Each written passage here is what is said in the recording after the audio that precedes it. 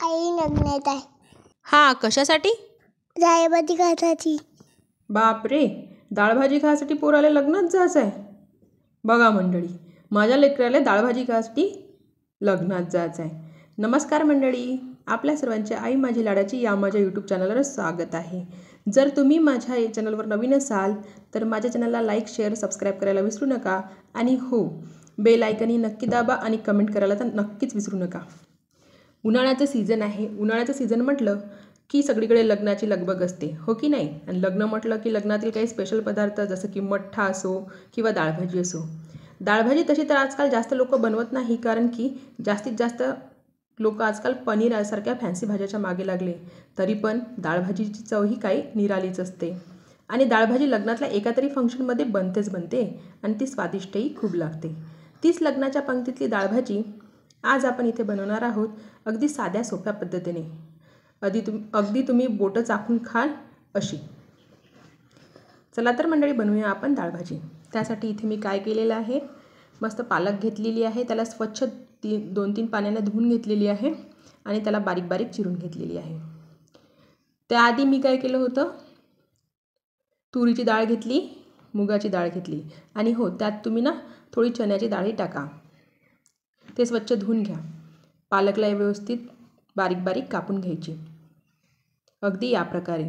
तुमच्याकडे लग्नामध्ये डाळभाजी बनते का? आमच्याकडे तर कधी कधी महाप्रसादात पण, मंदिरातल्या महाप्रसादात पण डाळभाजी असते.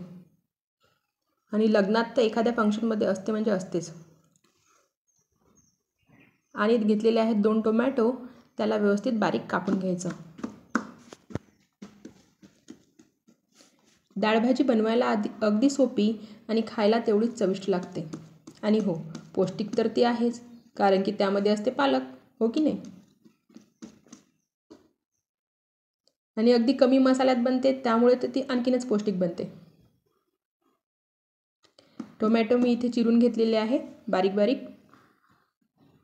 तुमच्याकडे लग्नामध्ये डाळभाजी बनते की नाही हे कमेंट करून नक्की सांगा ना, की नुसत्या पनीरच्याच भाज्या बनतात.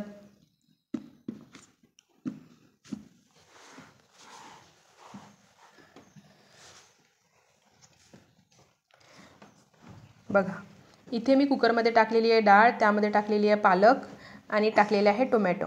आता घेतलेली आहे मी इथे 2 छोट्या आकाराचे कांदे, त्याची साल काढून घेतलेली आहे आणि त्याचे फक्त 2 भाग करून टाकायचे. नाहीतर खूप छोटे कांदे असतील तर सगळे टाकले तरीही चालतात.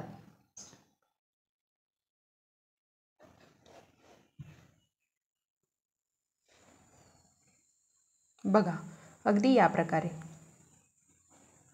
इथे मी घेतलेली आहे 2 मिरची, त्याचेही 2-2 भाग करून टाकणार आहे.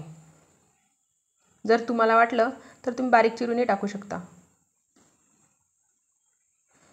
आता इथं साईडला सांडलेल्या कचऱ्याकडे लक्ष देऊ नका. ते सर्व यात टाकून घेतलं आणि टाकलेल्या 5-6 लसणाच्या कळ्या. आणि हो, आठवणीने टाकायचे ते म्हणजे शेंगदाणे. त्यात टाकलेलं आहे पाणी आणि हळद.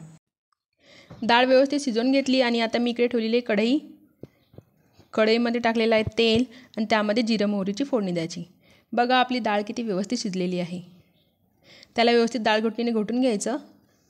आणि आता मी यामध्ये टाकलेला आहे कढीपत्ता अवश्य घालायचा. हां, डाळभाजीची चव आणखीच वाढते. आणि त्यामध्ये घालायचा एक तेजपत्ता. सोबत टाकलेले आहे लाल तिखट, आमचूर पावडर, गोडा मसाला आणि हळद. आणि तुम्हाला वाटलं तुम्ही यामध्ये धने पावडर, जिरा पावडर तुम्हाला वाटलं तुम्ही टाकू शकता. ते सर्व मिक्स करून घ्यायचं आणि वरण फोडणी घालायचं. वरून घालायचं मीठ. लग्नातली डाळभाजी थोडीशी घट्टसर असते, त्यामुळे जास्त पाणी टाकायचं नाही बरं का. बघा, अगदी या प्रकारे व्यवस्थित मिक्स केलं. किती छान दिसते आपली भाजी. कलर बघा किती छान आलेला आहे. आणि हो, रेसिपी आवडल्यास लाईक, शेअर, सबस्क्राईब. धन्यवाद.